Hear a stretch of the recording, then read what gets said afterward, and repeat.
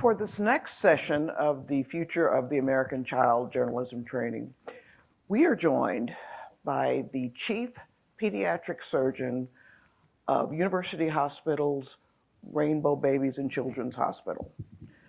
Now, that's a very simple statement to make, but once you have met Dr. Edward Barksdale, you will realize that when it comes to equity and access and fairness, whatever you want to call it, in medicine and in healthcare, particularly for children, this nation needs more champions like Edward Barksdale. He is a past president of the American Pediatric Surgery Association.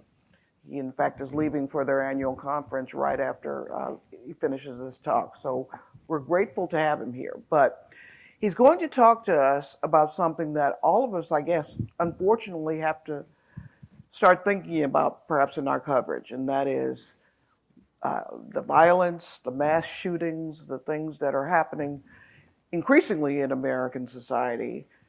And Dr. Barksdale, because of that, realized that when it comes to treating the youngest victims of violence, our society needs a much broader approach. We need to stop thinking about anti-violence as much as we think about anti-fragility, supporting the systems, the neighborhoods, the communities, the families that are affected and impacted by violence. So it is indeed my privilege to welcome Dr. Barksdale to the Future of the American Child Journalism Training, and can't wait for him to offer his remarks to us. So thank you so much, Doctor. Thank you. Thank you so much. I wonder if you could cue up my first slide. This is always the moment of truth when you're not clear if your PowerPoint is going to work. Welcome to Cleveland. We are delighted to have you here. And I'll just, you don't need to see my face. I'll just tell you one thing about Cleveland that I hope will frame your entire time here. And hopefully will even frame my talk. In the antebellum period, as you know, the period before the war, Cleveland was known in the South among the slave community and the potential runaway community as the City of Hope. And it was called the City of Hope because as you look out one of your rooms and you see Lake Erie, if you could get to Cleveland, you could get to Canada and you could get to freedom. And so as we think about the legacy of the city, and as I thought about the legacy of the city as the City of Hope, my grandmother even told me about that. I wanted to talk from that perspective and from the work that I do as a pediatric surgeon. And you might say, why is a pediatric surgeon talking about this? But this is our program, my program that I founded 5 years ago to address youth violence. And it's called the Anti-Fragility Initiative. And so much of the programs that you will hear about related to violence intervention are what I call downstream programs. So we take the people who have been shot or injured and we take them out of the water. But in the proverbial way, as you'll see, our program aims to go further upstream, to look at, if you will, their terroir, where they live, where they get sunlight, their social determinants, and then even above that, the policies, the structural violence that may occur. I think few of us here today would not be in agreement with Donna Shalala's quote from 2 decades ago, that we evaluate, we judge our society based upon the health and well-being of its children. And I think that we have some opportunities. I'm going to talk to you about kind of what I do. You know who I am, but I want you to understand why I am. I was born and raised in a place called Lynchburg, Virginia, at the end of what's called the Jim Crow era. You guys know that. That was forced desegregation, where things were separate but equal. But when I grew up there, they told me and my family where we could eat, where we could live. They even told us what water fountain that we could drink from. An injustice ran through the streets that I learned to play catch in, like rainwater after a heavy storm, directing me and directing my dreams as to where they should go. And as an effort to escape that environment in the 1960s, I would turn the TV on.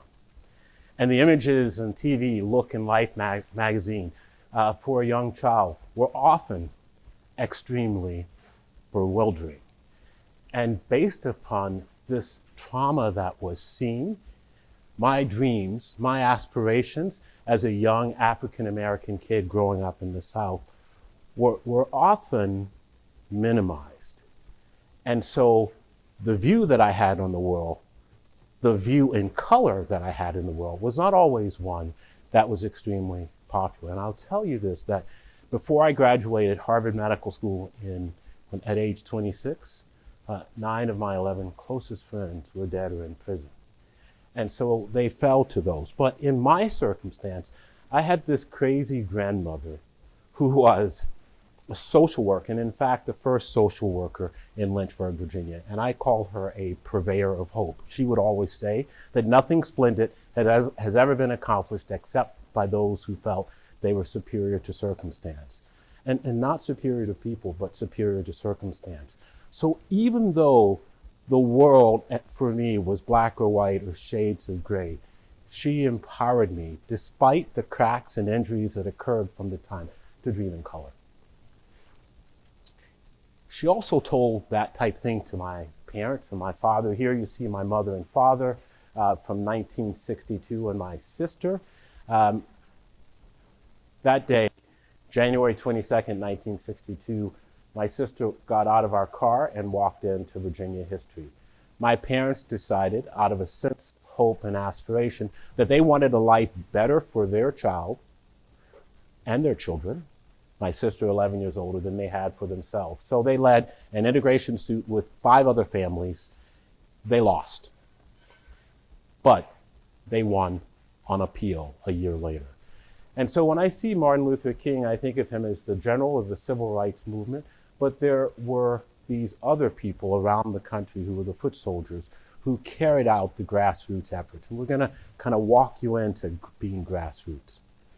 Well, it was tough for my mother and my sister. My father was away a lot. He worked 3.5 hours away. And I'll always remember this day in April of 1962. Now, mind you, when this happened, this was disruptive in our community. African Americans, whites, threatened to bomb our house, blow our house up.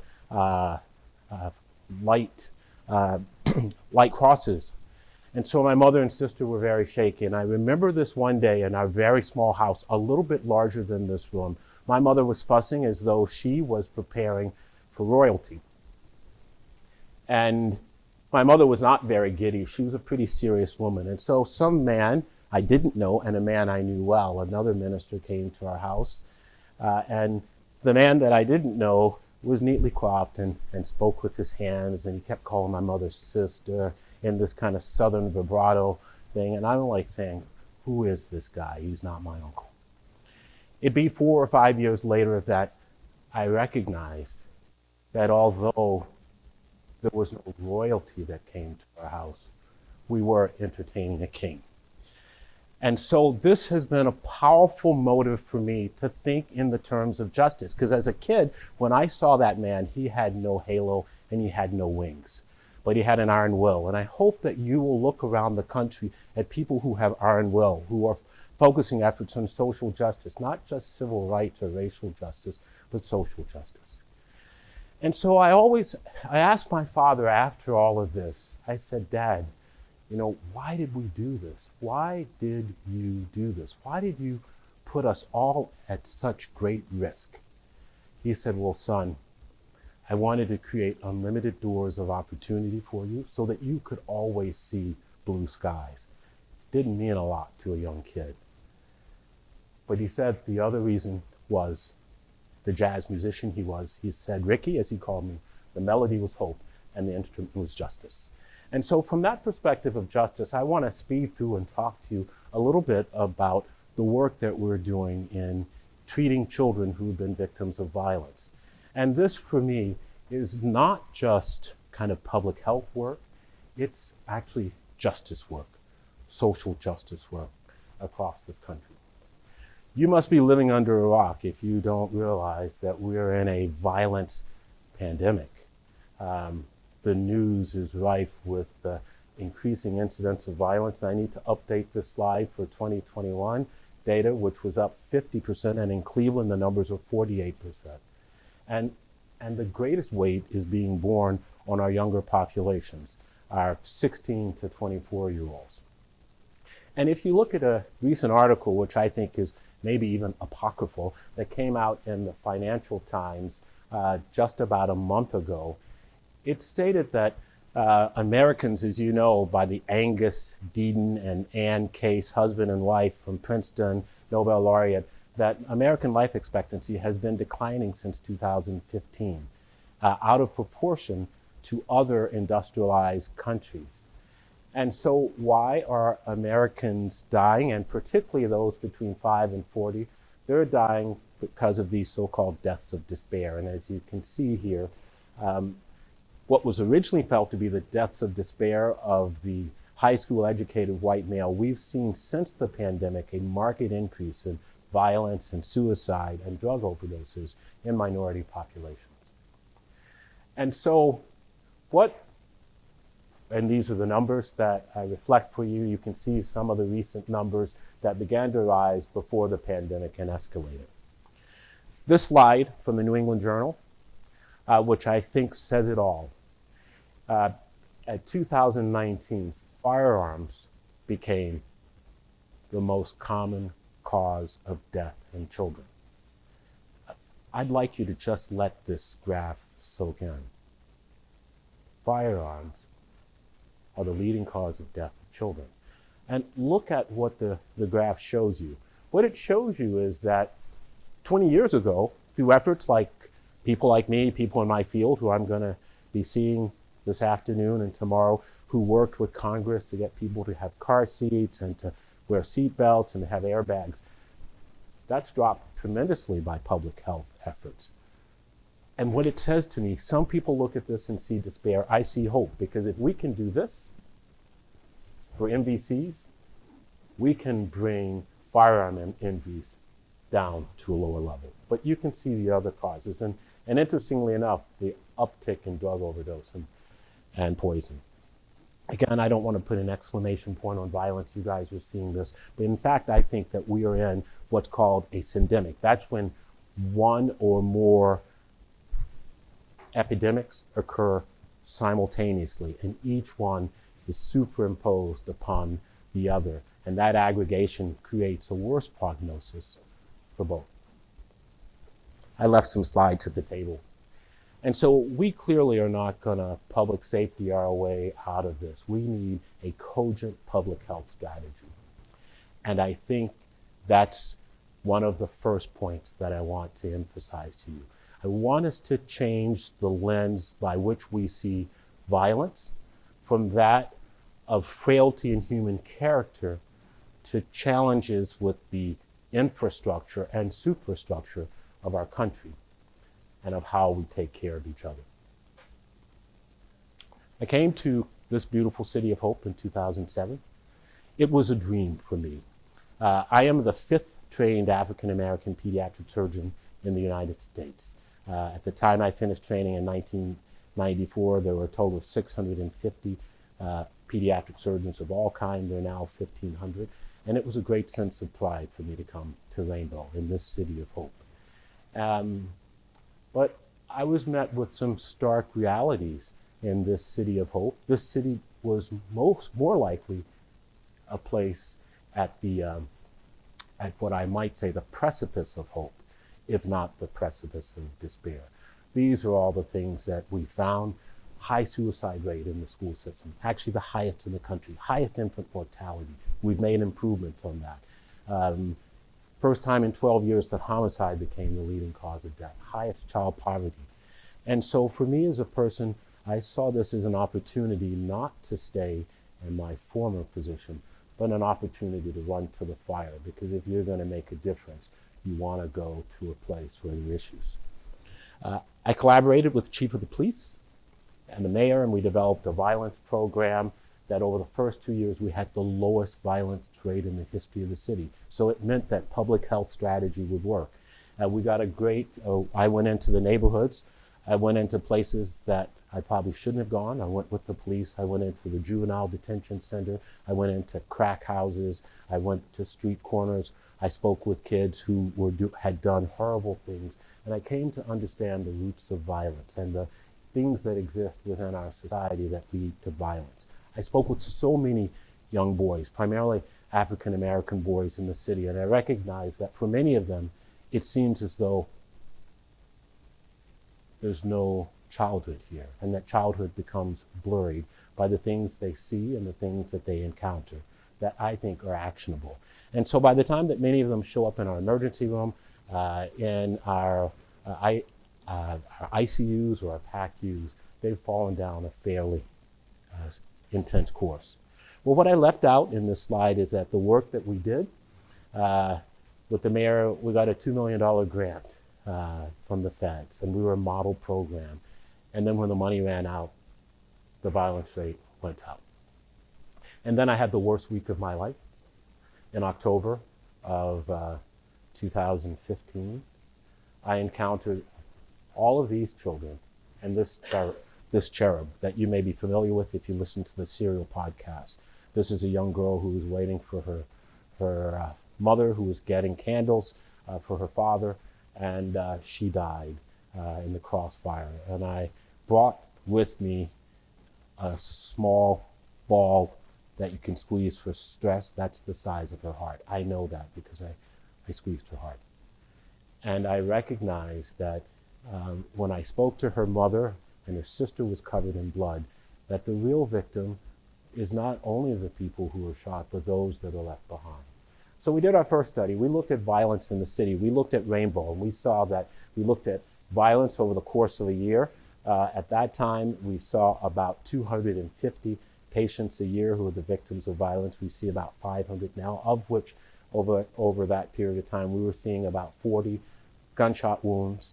What this slide shows you that over a 2-year period, 30% of our patients ages 6 to 16 who are shot will return within 2 years with a second or third gunshot wound, including this 7-year-old who came back 3 times. Another 30% will come back with a depressive episode or an attempted suicide as a result of violence. And I show you this not to make you feel sad. I hope to show you this to think you about the opportunity that exists. As we tell our narrative, we begin to first educate minds and second to transform hearts in order to move forward. So we developed a program that was not focused on gun control, not focused on ammunition, but a program that was focused on the victim. You may be familiar with this woman. This is Margaret Mead. I think I'm a frustrated cultural anthropologist, and a frustrated journalist, but I thought journalists first just wrote for newspapers, and then I realized that journalists are the real writers, and so I want to be a writer, but I can't write. But the important part of me showing you Margaret Mead is that one of her students asked her when she was alive, what is the earliest sign of civilization? And without a hesitation, she said the earliest sign of civilization was a broken femur. That's that big bone in your leg that's healed. Why a broken femur? She answered the student who queried her, and she said this meant that someone stayed with this individual until they healed, so that another animal wouldn't get them, or so that someone else would not kill them. And what that does, it gives them hope. Well, my grandmother, this kind of crazy woman I told you about who was born in 1886, her parents were both formerly enslaved children, and for some reason she spoke French to some degree, but was fluent in German. I don't know why. But I've come to figure out, because my middle name is Edward Metz, it's Alsatian, I think it had to do with the people who owned her parents. And so she liked the name Metz, her cousin. But the point of this is that she always talked to me with a term in French as a social worker, And that term in French is an accompagnateur. An accompagnateur is someone who goes along with. And so in my mind, I've always wanted to develop a program in which we could be accompagnateurs. And so this is our program. This is me sitting on the wall. I had this commissioned by an artist, me sitting on the wall in front of my house looking out at the world. And what I recognize is that when I'm a trauma surgeon as well as pediatric surgeon. When I take care of these young kids who are shot, I didn't understand this for so many years, but that hurt people hurt people. You guys probably get that. I didn't get that. But once I could get my arms around that as a trauma surgeon, I realized that these were people who were in the process of healing, and that it's so important, and I hope you'll kind of focus on understanding this, that we have to change the narrative of violence from that of moral deficiency to the clear understanding that these are people, children, who are injured and are undergoing the process of healing. And once I got this understanding from my good friend John Rich, who I trained with in medicine at the Mass General, I understand that those of us who are healers, including you who are writers, that heal people. So I've discussed this. We wanted to develop an upstream program. We were taking them out of the water here. We were going into the streets and into the crack houses, and then working with Sherrod Brown, our governor, we began to think about strategy. So we developed this anti-fragility initiative. And so what our program is based on the concept of Nassim Taleb. Nassim Taleb is a business professor at NYU who saw that companies that go through chaos and are put back together are stronger than those companies that have never gone through chaos. And then it dawned on me, the kid who always wanted to be a potter, but in Lynchburg, Virginia, the place where you could throw clay would not allow us to go. And so I read everything that I could about that. I read everything about pottery, the Navajo, and this crazy Japanese art form known as Kintsugi, in which once the pot is broken, the shogun went around the country, no one could put it together, and what he found was someone who could put the pot together with liquid gold, and it was more valuable than it was before it was broken. That was the accompagnateur that I wanted to be. I wanted to take these kids that I was seeing in the emergency room in Cleveland, and with a team of people, put them together with liquid gold. So we developed this program based on the model of the Health Alliance, a person-centered, holistic violence intervention program, different from all the others. Our program is unique because I feel that healthcare occurs in the hospital and health occurs in the community. So we go into the community, and I'll show you our model in just a second. These are our core values, and it's on the sheet for you. I'm going to move through quickly because I've probably spoken over my time, but it's about community, equity, prevention, opportunity, and care. These are the core values. And I truly believe that our values drive our actions. And we spent so much time. I went to Stanford. I used a human-centered design model. And I took all the moleskins. I'm a pretty nerdy guy. All the moleskins that I had taken from notes when I'd been in the community to help design this program. These are our 4 specific aims. We want to reduce re-victimization and retaliation. The greatest risk factor for someone shooting someone is being a victim of violence before. We want to address that. We also want to look at toxic stress, ACEs, which we look at. We want to improve social-emotional outcomes, and we want to make our hospital softer so that we're not re-traumatizing them. We want to create trauma-informed care. Again, I've described our program holistic. That is, we look at the patient completely, person-centered, so it's bespoke or customized, and we aim to build anti-fragility, which is post-traumatic growth in the lay terms. And so these are our principles at the bedside. I have a little bit of adult ADD, so maybe it's better if I show you the infographic that describes what we do. And I'm going to move on the other side of this so I can speak to it. So a kid comes to the emergency room shot or beat up or stabbed. We take care of them medically first. That's the priority. But our social workers meet them at what we call a teachable moment. And a teachable moment is the time in which the most macho man or woman is seeing the white light or seeing their vulnerability, and they're open to education. We build a relationship, we take care of them medically, and within 48 hours of their discharge, we're on the phone with them, so we see them in the hospital, and within 1 month, we're in their home. We then move to develop an understanding of who they are spiritually, and I don't mean religiously, but what's their purpose? We help understand their identity. Are there problems with their identity? Are there issues with self-esteem? And the most important component of hope, I believe, is a sense of agency. We help to find if they have a sense of agency and how we can restore that. But the Ed Barksdale philosophy is that all hope, all healing occurs not as an individual, but through community. We seek to understand the social enemy that may exist in their environment and help restore that. So, last things, this is on the slides. We improve their access to care. We make UH a medical home for them. We find that one of the biggest drivers, if not the biggest driver of violence for our children, is food insecurity. Our children are foraging, and that brings them into harm's way. We get them clothing, we get them housing, and we address their mental health needs by providing TFCBT, trauma focused cognitive behavioral therapy, as you can see here. So how do we launch this? And I'll close here as I talk about how we launched this. This is Michael DeWine. He's now the governor of the state of Ohio.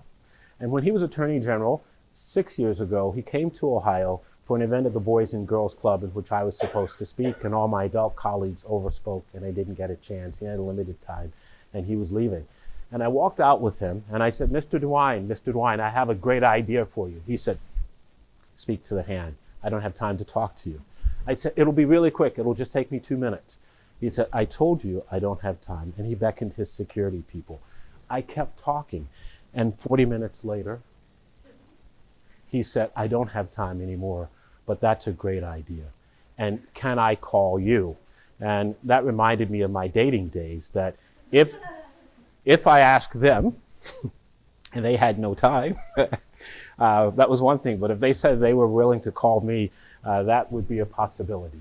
And so we got just under $700,000. We're now $3.2 million into funding over the last few years. This is our timeline. We've taken care of 365 children, 182 family members, because again, we're holistic in our approach. And of this population of injured children, that with 30% recidivist rate, we've had less than 10. Less than 10. And the mental health has improved greatly. Now, we're not getting commitments from all of our violently injured kids. We're seeing about 400 a year. But these are the kids that have maintained the program. And again, our goal is to teach hope. And I've been ashamed of talking about hope until very recently. But as I look at what Vivek Murthy is writing about loneliness and despair, I recognize that we're in a difficult place in the country. And so this is our program: hurt, to heal, to hope, to hold more community. We have collaborators. This is a recent article that you can see online from Children's Hospital Today that we wrote that kind of summarizes our program in a less loquacious way than I've done today. But you can see the 4 components. And I'd like to close with this concept that this grandmother of mine, I lived in a red line neighborhood, and I could walk 6 blocks in one direction, 3 blocks in another direction, and I could tell you everyone who lived in every house. And everyone in every house could tell you who I was. You're George's boy. You're Edward's son. You're Beulah's grandson. And so I remember saying to my grandmother one day, Grandma, this is our community. She said, no, this is not our community. I said, what do you mean? She said, this is our common unity. I said, well, what's that mean? She said, a community is where a group of people live together. Common unity is where I can be for you, or we can be for them, and they can be for us. And so as you leave today, I'd like to think about, as people who are generating narratives about life, about community, and about health. I'd like to ask you to think about this quote I hate. it takes a village to raise a child. I hate that quote. The reason why I hate that quote, because I want to know who builds the village.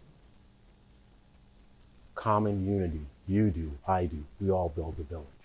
And so, if I might say something that two of my favorite people, other than my father and my mother, Desmond Tutu and Nelson Mandela, would say, Ubuntu.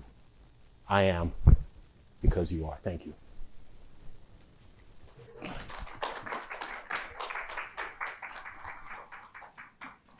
You know, we've had several conversations over the past day about how, as journalists, we are always sort of led to the most extreme situations, the tension, the problem, the murder, whatever. But I just can't help stop thinking about the 7-year-old you described to me, who, did you treat him all 3 times that he was shot? 2 of the 3 times.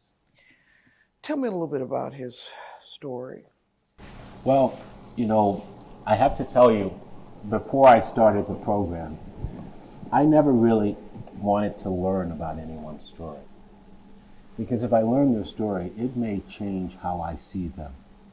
I had a young man when I was in Pittsburgh who shot himself in his phallus after he had shot his girlfriend in the head and killed her.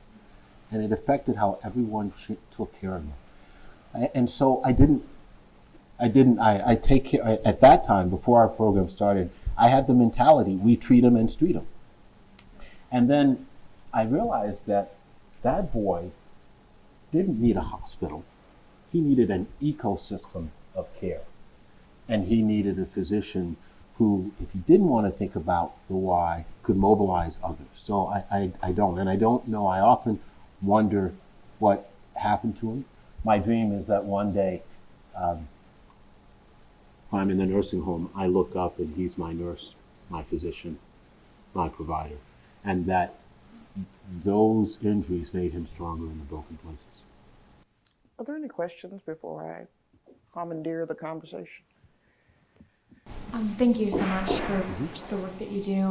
My name is Anna Spurry. I'm a reporter at the Kansas City Star. I cover gun violence in some way almost every week. We've had just increasingly high homicide rates every year, and I've sat with so many of those families, and I've noticed time and again, you know, I'm talking to the adults, but there's little kids playing next to us. So when it comes to child victims of violence who weren't shot, who didn't suffer physical injuries, where's the conversation when it comes to helping those children who witnessed violence heal? That's what our program does. If you look at the slide that we show, that we talk to, we think that the severely affected are those who witness. And so again, the real solution is not in the home, it's in the policies, the institutional and structural violence that exists, but we provide support for them. You know, an expanded version of this talk where I show the boys who you see there. When I went into the high schools, when I went into middle schools, kids would talk to me, say, hey doc, let me tell you about life. And I said, what's life? Living in fear every day. And that many of them don't feel they'll live beyond 25. And again, I think that's because they don't see possibility. And I went to a funeral this summer for a patient of mine, brother, who was shot and killed. And I wanted to get up in the funeral and yell and scream because one of the, I think the word is correct, eulogists said, at least he got to 24. When I was 24, I was just graduating Harvard Medical School. I had dreams of sitting in front of a group of young journalists 40 years later, or speaking at the commencement at George Washington School of Medicine, as I will 2 weeks from now.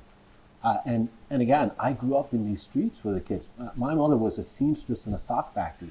She never got out of the 10th grade. My father was a mailman. But this concept of hope, this concept that you know, we could see those blue skies through those doors is really a strong image for me. And so I think that's what we need to do. And we need to have people like me in those communities, people who look like them, or even if they don't look like them, dream, help them dream to get to places. And so I'm so delighted to be here with you because, with all respect to you, that you report news, but you tell stories. And when people hear stories, they either become indifferent or they become inspired.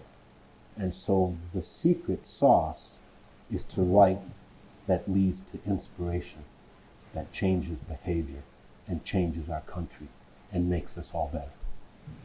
I have a personal opinion about the othering issue in America, in that too often violence and crime is viewed through the lens of these are poor, brown, black people who shoot each other anyway, so whatever.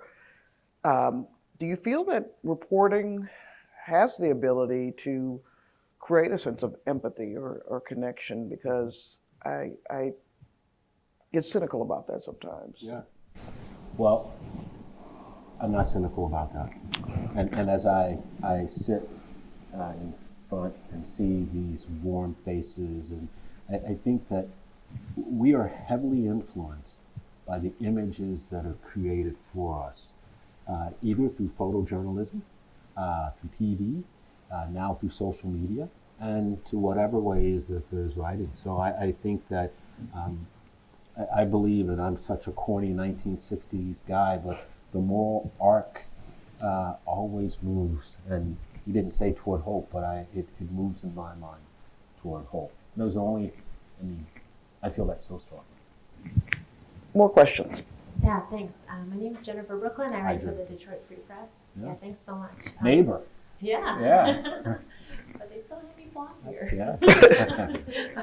I've got a couple of quick questions, so if you feel like it's too many, you just ignore them. But Yeah. first, a quick one is, who is doing this anti-fragility work out in the homes and communities? Is it a cadre of social workers, or who's doing it? So I don't do that part of the talk well to explain that, because everyone asking this, it's our social workers. We have a core group of social workers. My dream is that the social workers inspire community health workers. Again, in Ed Barksdaleism, healthcare occurs in the hospital, health occurs in the community. And so we too heavily focus in healthcare systems of what we can do, bring patients to us. But sometimes patients are traumatized just by coming to our environment. So yeah. And the last part I say that, so a good friend of mine who's deceased, whose picture I took out of here, is a guy by the name of Paul Farmer.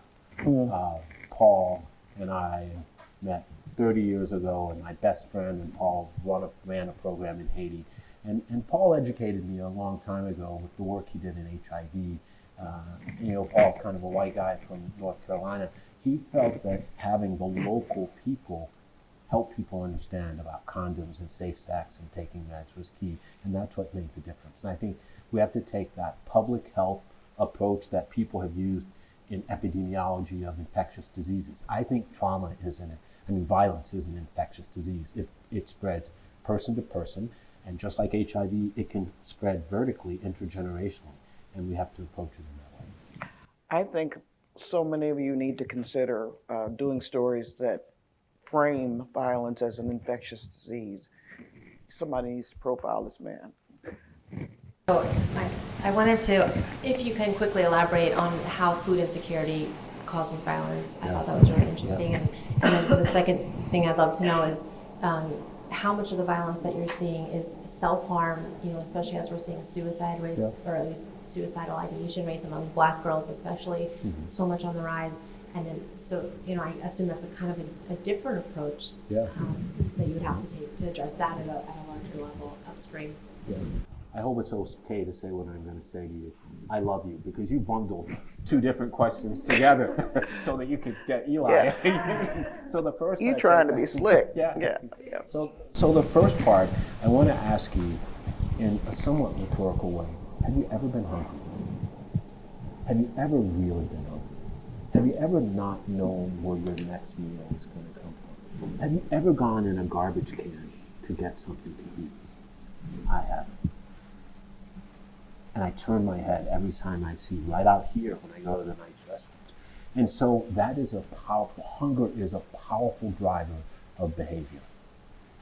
Probably one of the most powerful. And you know the whole story, right? You can live 40 days without food, 3 days without water, but you can't live a moment without hope. But that lack of food is a big thing. So people are foraging. The issue, we have a high black female suicide rate, but when you look at our suicide numbers, I have another graph at the end of this that shows us it's mostly occurring in the high-end suburbs around the city, Strongsville. And that's where, we have a high suicide rate, but some of it here is masqueraded by, people being shot, and people don't look at the whys of it. But yeah, I try to stay skinny, at least not in my regular diet, but in this, is to just focus on the area where we are so we can get funding. But I think that the suicide epidemic that's going is important. And those of you who live in places where there are indigenous people, the numbers for indigenous girls since the pandemic has just skyrocketed. I just spoke at the UN last week, International Day of Hope, with a young woman, and I became very aware. I spoke about it in my talk, but she thanked me for putting an exclamation point on that. So. I have to mention before we go to Eli, the young man on the train in New York City who was killed recently. He got on and said, "I'm hungry and I'm tired, and I don't care if I go to jail," whatever it was he said. So it's a powerful illustration of your point. Go ahead. Hey there. My name is Eli. I'm an investigative journalist. I'm also a pediatrician. And so I have two questions for you. Yeah. Take both, either, neither, whatever you want. The first one is about storytelling. It seems to me, in my experiences kind of on the inside, that the kind of storytelling you're talking about is not incentivized in academic medical institutions. So I wonder how you've thought about that, whether Mike DeWine is giving you the hand, or whether your chief of research is giving you the hand in terms of saying, well, what you're talking about, we think it's important, but it's not a priority, and we're not going to incentivize it, we're not going to reward you, and we're not going to support you. That's the first one. Can I answer that? Because I want your next question. You hit the nail on the head. When I got the funding, the president of our hospital and the chief of pediatrics said, "We're taking the money away from you and giving it to someone. We're not interested in this." Because it does not align with the strategic priorities of a place that's Rainbow Babies and Children's Hospital. But it's the leading cause of death of children in Cleveland. And so the advantage that I have, and this is recorded, right? Mm-hmm. Yeah, so in a couple months, I'm going to be 65 years old. But the first half of my career, I had a lab developing tumor vaccines. I went to Harvard Medical School. I graduated near the top of my class. I trained at the Mass General. I was the first African-American super chief. I was a tenured professor of surgery at the University of Pittsburgh. I got my academic creds so that I could then use or develop street creds so that I would hopefully be able to speak in different forums to help raise awareness. And I recognize that many days I feel like Sisyphus. But the reason I gave you the big preamble of who I am and why I am was that it is that grandmother and mother and father that are speaking to me that I must be a purveyor of hope and a justice warrior. And so I just, if you keep ringing the bell, someone hears it. And there's a great quote by Václav Havel that you should read that talks about hope being an orientation of the spirit. Anyway, your second question? Yeah, I guess, thanks for answering that. I'd love to discuss more. But my second question is about domestic violence. Yeah. It seems to me this is like the micro trauma that the health system doesn't really talk about, doesn't really address, doesn't really have tools to deal with. As a traumatologist, how have you thought about situations of domestic violence, which are kind of at once invisible and ubiquitous and persistent, and especially increased during the pandemic? Yes. So I try not to think about the things that are outside of my immediate span of control as a pediatric surgeon. They impact me. I spoke recently about violence against pregnant women, but there's something called the vortex of violence, and children are at the bottom of that vortex. And so, there may be male intimate partner violence, that becomes violence by the mother and it spirals down. But I don't think, I mean, it's not that it's not important to me, but I want to be able to speak from the narratives from my own personal experience and try to translate that into actionable items that impact children and children's health. I have a question over here. Hope. Hi, my name is Erin Chanding. I'm a freelance journalist based in Chicago, also including with you today.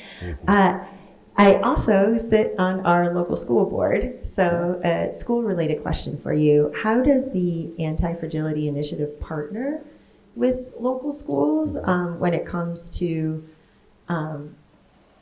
I know that a lot of the children and families you work through come through Rainbow, but do you have any initiatives that involve school partnerships?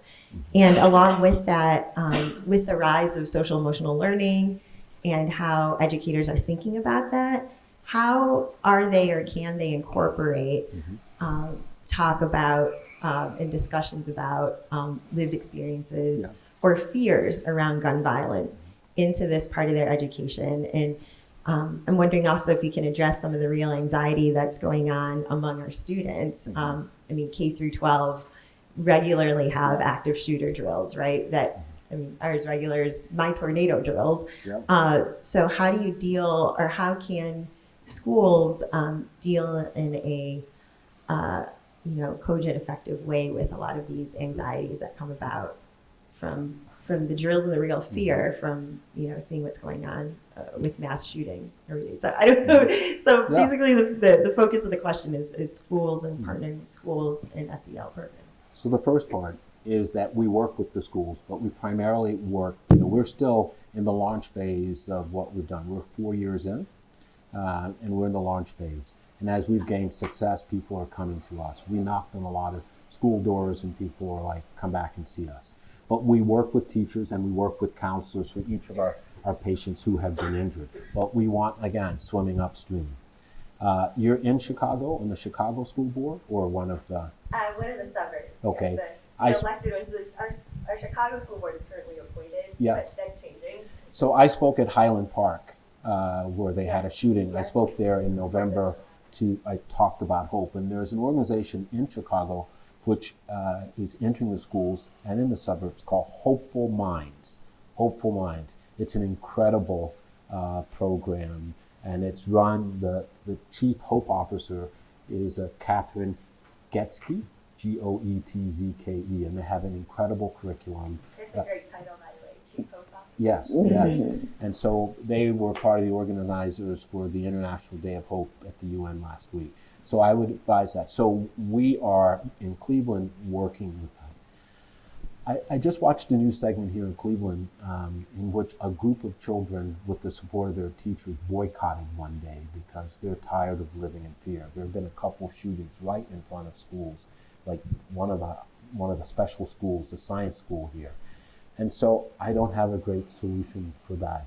I think that we're going to be seeing many negative downstream effects of children living in fear. The social animus, the separation is only going to heighten, and the mental health issues.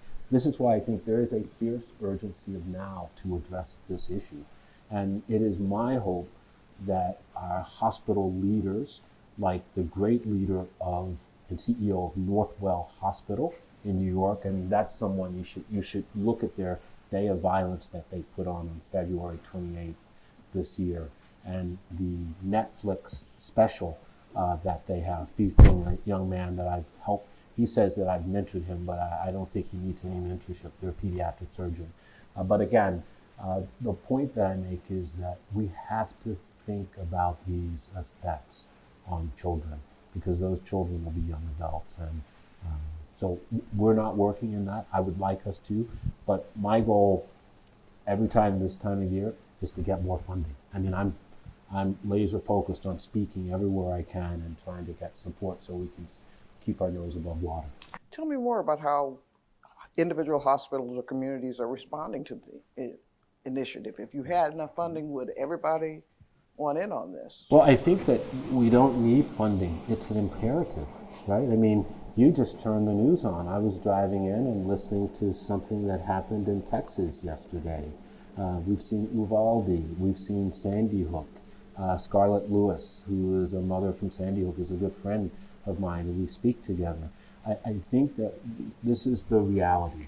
You've seen the slide that I've shown you about the leading cause of death. Is that not a state of urgency?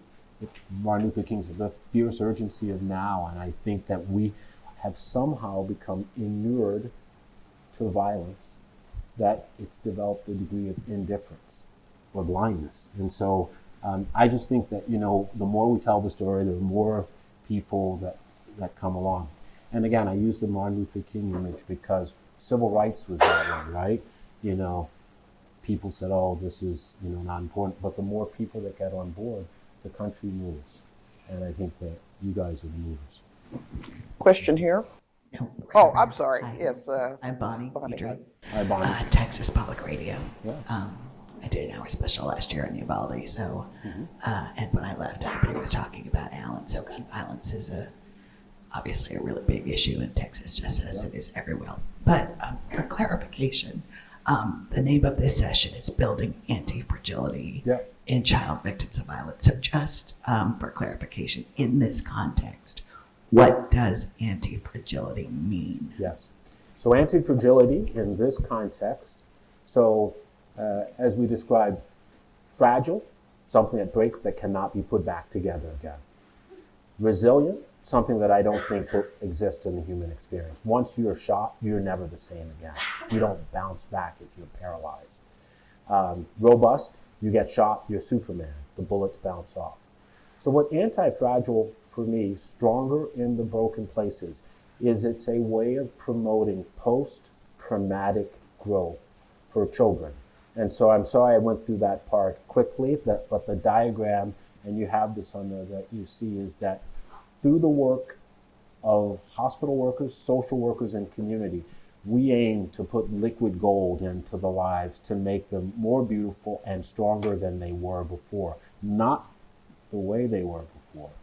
And it is our hope that if we wear our scars boldly, that we empower others who see us and they understand that trauma, what happens to them, does not have to define them. And so again, for me, anti-fragility is a way, building anti-fragility can occur in the suburbs where a child isn't shot, but where they may be attacked by internet violence and go in their room and hang themselves. That's a fragile child. And so we are living at a time where there are fragile children in a chaotic world. And the antidote to chaos is anti-fragility. Does that make sense? And so I'm often concerned because a little bit of my Southern roots, I spent way too much time with my grandmother and my mother in church crawling under the seats, and I kept hearing all these Southern ministers, and so I don't want to get into my Southern minister preaching tone, but it's when I got passionate about something, I want to make sure that it resonates. Rachel, I think I had a question here. Yeah. Hi. Hold on, wait for the mic. Hi, my name is Rachel Cohen. I write for Vox.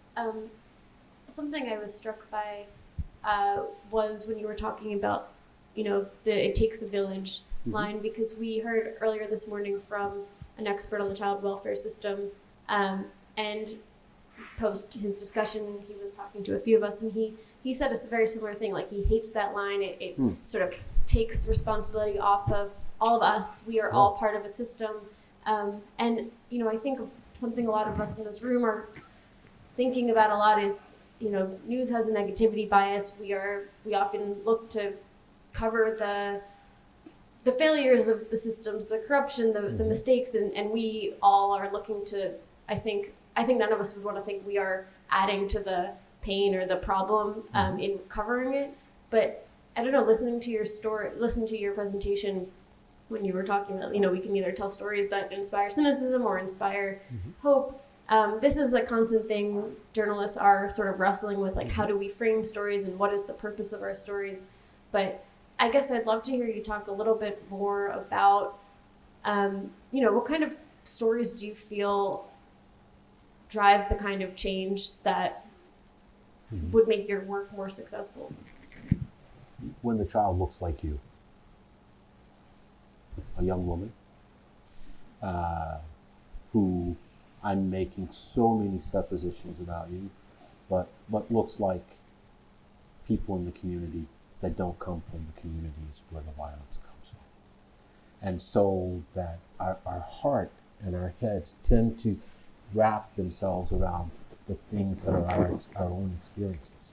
And so I don't want you to experience violence. I don't want you to miss, but I want as we tell the stories that we see across gender, ethnic, sexual orientation boundaries, that we are able to see that this could be us, this could be our child. And so as you tell the story, you can tell it cynically, but you don't have to emphasize that the kid who was killed in Texas was maybe an illegal immigrant, because that somehow others them. And so I think that, the balance of the stories. And we find that when there's a case that happens in a different part of town, it gets a much greater emphasis on the news. And so I'm not saying this to bring any shade in the room, but I just say that it's that. So I think that the brief of what I'm saying is to, as you write, to write in a manner that others who the person is. And I think that the negative is okay too. I'd like balance, because I hate Pollyanna. And so, but the last part of this, of what you said, is that you covered Uvalde, correct? So there are a ton of stories on Uvalde. I actually saw something recently in the New York Times. Oh, good. Wasn't it, a couple Then I need to. Yeah. Yeah. But what I think though is what makes us human. It's our ability to embrace our own vulnerability, even when it's raw in others. And so I watched an incredible story last night. The guy that I want to be is Anderson Cooper. I think he's got the coolest job. And he talked about a photojournalist, and I looked at some of the pictures there, and they were riveting, but it evoked something. I hate to be negative, and you have inspired me so much that I'm going to try to ease some of my cynicism. But I saw a tweet just yesterday where the person said, "We lost this battle when Sandy Hook happened, and there was no change in gun laws, because if these white children in the suburb can be slaughtered, then there's no hope." Yeah. So let's get back to that hope. How do we, and you just said, we have to show people in communities that it's not them that gets killed. But again, you've held a baby's heart in your hand. How do you stay hopeful?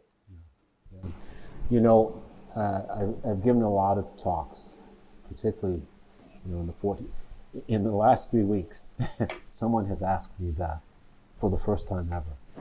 And so I stay hopeful in several ways, privately through meditation and prayer and things like that. But I stay publicly hopeful through events like this, because I do believe that you are the we that we've been waiting for. And I think that with all the bad that's in the world, it's always going to be that way. But I think that we have to embrace not optimism, hope, which is distinct from that. There was another part of what you asked me that I thought was important that I didn't answer. And what was the second part? You asked me, how do I stay positive? Yes, I mean, again, when the numbers keep rising, and particularly Cleveland being the town where, it happens a lot. And I know with the initiative, you're able to help deal with that, but just on a personal level. So I try to tell myself the stories that keep me positive. And so in the slide that I showed you, the worst week of my life as a professional, in which I was waiting for 5 children, 1 died before coming, Three died in the hospital, and one boy was shot in his arm. He survived. We reconstructed the artery there, and his father was killed. And so I got a card. I'm sorry, it's a little bit emotional, from his mother a month ago to say that next week he's graduating high school. And this sounds awful self-aggrandizing, but he wants to go to college to do what you do. And so it's those things that remind us that, we can't boil the ocean, but we can damn sure run to the water and get a teacup and bring it back and keep attempting. And so again, I think that I talk a lot about getting skinny. I tell my kids about getting skinny and trying to stay in the lane of control that you have, and hopefully others will do that. But I'm not Pollyanna, and I know that there are things that are tough, but if none of us does something, then nothing gets done. Is that fair enough? Very much so. And I often tell groups like this that it's times like these when I wish I was back in a newsroom as opposed to helping others, because I would love to produce a profile on you for somebody. That's too self-aggrandizing. No, I just feel that the message is important, and certainly the imperative that he's placed on all of our shoulders, that we are the folks we've been waiting for. We in our work, we do have an opportunity to create that sense of connectiveness and empathy, or whatever you want to call it. So again, it's been a huge privilege. Can I answer something to that? I know we're over. Can I just? So my grandmother would say to you this if she were here. She said this to me often, and maybe this will frame this a bit as we close. She told me, so they had a family name for me. It was called Ricky, and I am dark like my mother, and I mean like my father and grandmother. My mother is light, and so when I was born, it was a big deal. I was the son. And my mother decided that I would be named something after her. But in our faith, its God-given name is Edward Barksdale Jr. But my grandmother would tell me as a kid, she said, I want you to remember one thing over the course of your life. Life is a race. And the sooner you understand that life is a race, the more successful you'll be in your life. In the first 25 to 30 years of your life, she'd say that life is a sprint. So you want to be among the best. You want to study hard. You want to get to the front of the race, and you want to win whatever medallions that you can, because that'll be important in how people recognize you. She said then in the middle part of your life, from about 30 to 55 or 60, you'll gain a little weight. You'll get a mortgage. You may get married. You'll have things that slow you down. But life is still a race. It is not a sprint. It is a marathon. So you got to find the pace that will allow you to stay close. But when you get to this age, the age that I am now, you probably have 20 years to get to this age. So nice. She said that you'll look back at your life and you'll realize that it was a race, but it was not really a sprint, and it wasn't really a marathon. She said that ultimately what your life is a relay race. And the only reason that you ran fast and that you ran far is so that you could hand your baton to the next generation, that they would go faster and further than you ever dreamed of going. So don't be frustrated that you're not in the room. Just make sure that you are releasing that baton to those people who are going to go faster and farther. And then I end by saying something that's probably not relative to you here, but I have to tell it the way she told me. She said, so at the end of your life, that you stand before the divine, empty, that you have left everything that you had for those who will follow. And so as you are young in your career, as you are in the sprint phases of your career and thinking about them, and for those of us who are in the baton phase of them, just remember, keep running fast and keep running far, and figure out whether it's through your literary, through your actions, how you can pass it on to the next generation.